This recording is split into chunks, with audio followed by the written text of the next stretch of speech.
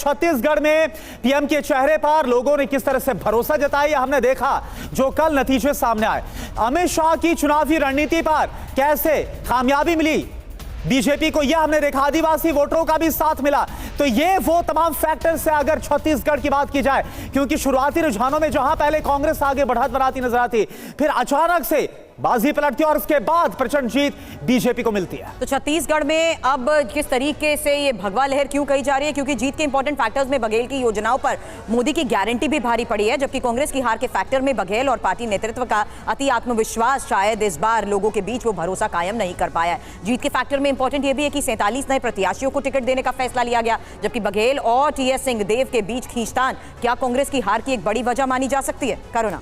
बिल्कुल। और इसके अलावा देखिए, जीत के फैक्टर की बात करें, अमित शाह की चुनावी रणनीति बहुत ही कामयाब कारगर साबित हुई। कांग्रेस के हार के फैक्टर की बात करें, बघेल के एकला चलो से बेहद नुकसान झेलना पड़ा है। इसके साथ साथ सांसदों को मैदान में उतारा गया, यह अपने आप में देखिए बहुत बड़ा फैसला था जो बीजेपी ने किया। इधर कांग्रेस के हार के फैक्टर की बात करें, शराबबंदी का वादा लागू ना करना, यह कांग्रेस के खिलाफ गया। आदिवासी वोटरों का साथ मिला, जो कि जीत के फैक्टर के तौर पर साथ गया। और कांग्रेस के हार की बात की जाए, ऐन चुनाव से पहले किस तरह से हमने देखा, जो लगातार है सिर्फ फुटबॉल है, वो देखने को मिली। प्रत्युष खंड साहब भी हमारे साथ हैं। प्रत्युष खंड जी, आप देखिए तीनों राज्यों में जीत तो मिल गई है, लेकिन आपको लगता है, क्योंकि चाहे वो राजस्थान हो, चाहे वो मध्य प्रदेश हो या फिर छत्तीसगढ़, इन तीनों राज्यों में आखिर अब कुर्सी कौन संभालेगा मुख्यमंत्री की, ये एक बहुत बड़ा सवाल है और बहुत चुनौतीपूर्ण है। बहुत लंबी फहरिस्त है दावेदारों की।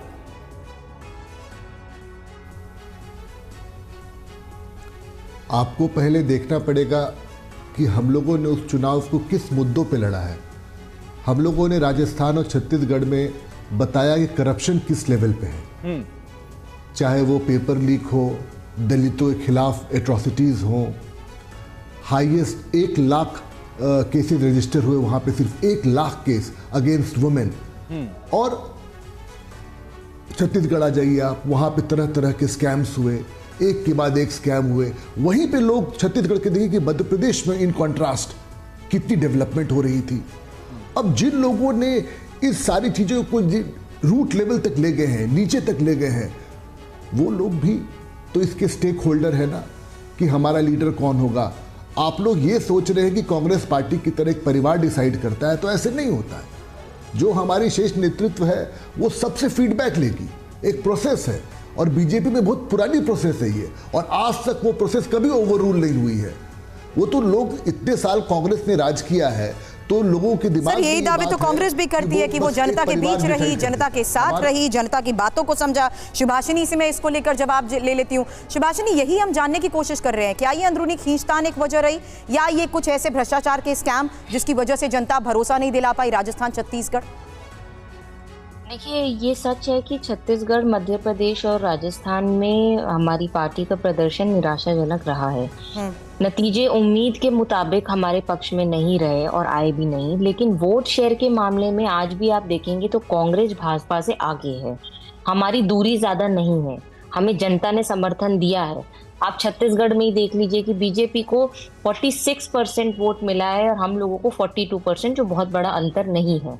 और अगर ओवरऑल अगर आप देखें, मध्य प्रदेश में हमें 48% वोट मिला है और बीजेपी को, हमें 40% मिला है और बीजेपी को 48% मिला है।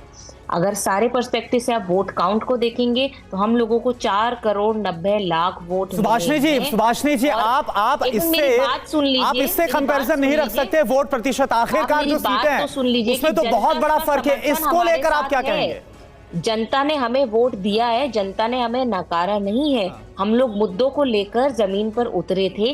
कहीं ना कहीं हम लोगों के मुद्दे जनता तक सही ढंग से पहुंच नहीं पाए हैं। इस चीज पर हम मंथन करेंगे, लेकिन हम लोग इस चीज को नकार नहीं सकते हैं कि हम लोगों का प्रदर्शन खराब रहा है। जनता ने हमें एक नई भूमिका में बिठाया है, हमें विपक्ष में बिठाया है। हम इस जनादेश को स्वीकार करते हैं और हम कोशिश करेंगे कि एक लोकतंत्र की खूबसूरती को हम और उभारे और अच्छे मुद्दों के साथ आए। क्योंकि अगर यहाँ पर हम करप्शन की बात करें तो बीजेपी शासित सरकार राज्यों में भी करप्शन की कोई कमी नहीं है।